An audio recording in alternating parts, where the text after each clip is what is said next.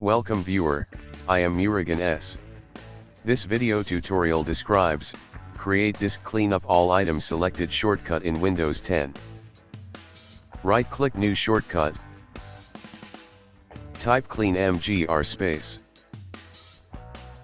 /d space c space /lowdisk.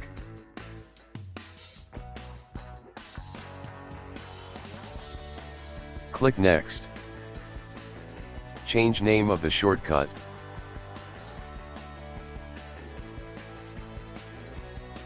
Click finish. Right click properties. Click advanced. Check run as administrator.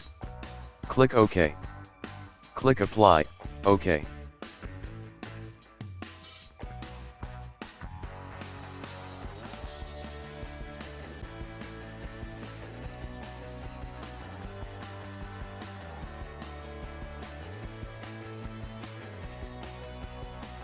Click OK, delete files.